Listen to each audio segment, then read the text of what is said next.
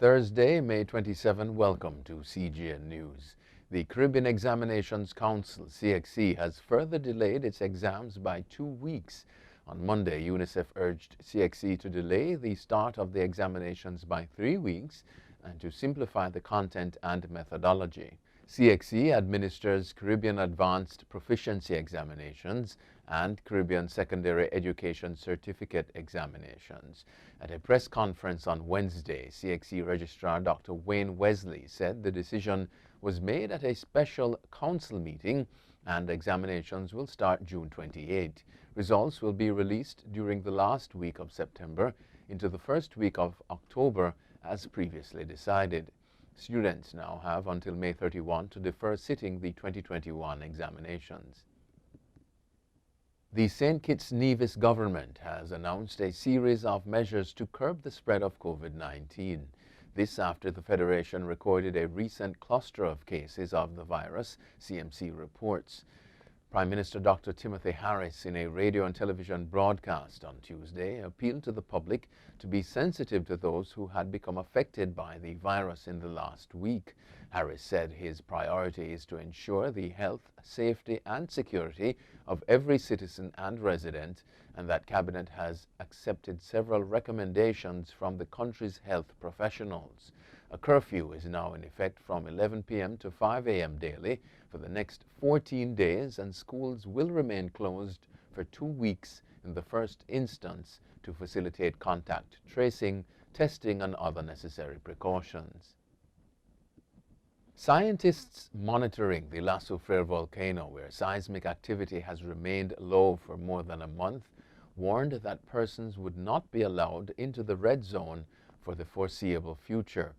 Volcanologist Dr. Adam Stinton, speaking on NBC Radio, told the listeners that it is still not safe for them to return to their homes. The main reason, he said, is the lack of monitoring equipment that had been destroyed by the volcano. Tests carried out on Tuesday showed that there had been 402 tons of sulfur dioxide. The Seismic Research Center, in its latest bulletin, warned that the volcano continues to be in a state of unrest and that escalation in activity can still take place with little or no warning. Opposition leader Joseph Harmon says 55 years after Guyana attained political independence from Britain, the country is now poised to attain economic independence. In a message marking the country's 55th anniversary of independence, Harmon said while political independence in 1966 introduced some freedoms, it did not permit economic independence. He said that for the first time, economic independence is a real possibility given the abundant oil and gas resources. Harmon said that with a population of less than 1 million and the decades of outward migration, it is incumbent on the government in particular to offer security and a sustainable future to those Guyanese who have remained. Kristen Clark, a second-generation Jamaican, was on Tuesday confirmed by the United States Senate to head the Department of Justice Civil Rights Division. Clark, a lifelong civil rights attorney who started her career in the division, has held just about every related senior position, but leading it, is the first woman of color to head the department. She faced near absolute opposition from Republican senators, but in the end, the vote was 51-48 in her favor. U.S. President Joe Biden has ordered intelligence agencies to investigate the emergence of COVID-19 amid growing controversy about the origins of the virus.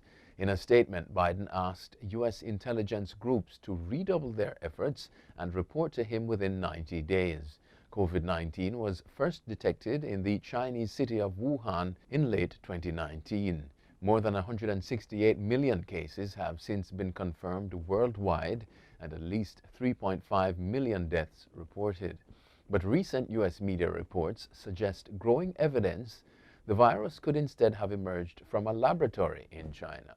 Beijing has condemned the reports and suggested it could have come from a U.S. laboratory instead.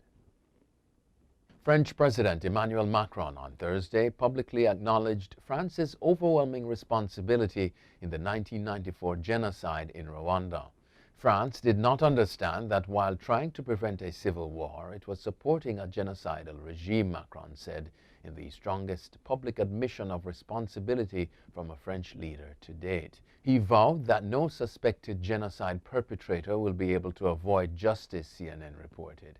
Activists have long been calling for the prosecution of perpetrators, some of whom have been living in France for years. Macron's visit to the Rwandan capital Kigali is meant to mark a final step in the normalization of relations between France and Rwanda, long overshadowed by France's involvement in the genocide.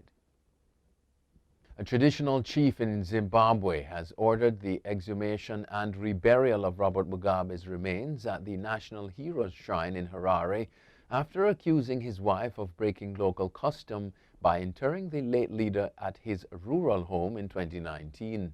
Mugabe, who was ousted in November 2017, was buried at his village after weeks of dispute over his final resting place. The chief said he had received a complaint from a Mugabe clan member over the manner of his burial. He issued a ruling on Monday that found Grace Mugabe guilty of breaking tradition by burying her husband in the courtyard of his home. Close family members said Mugabe did not want a hero's burial and had expressed fears that some of the people who ousted him would seek to conduct a traditional ritual with some of his body parts. The former First Lady, who did not attend the hearing, was fined 5 cows and a goat. And finally, Walmart has apologized to people who received emails containing the N-word in an earlier message from the retailer. On Monday, Walmart said someone outside the company created fake accounts on its site using the email addresses of the individuals in question. That prompted an auto-generated email from the company that contained the racial slur. Walmart did not say how many people received the emails, but dozens of people tweeted they got them. Janie Whiteside, Walmart's chief customer officer, apologized in an email to those who had received the message. Whiteside said that the fake accounts will be deleted. That's it for CGN News. I'm Scott Wilson. Thanks for watching.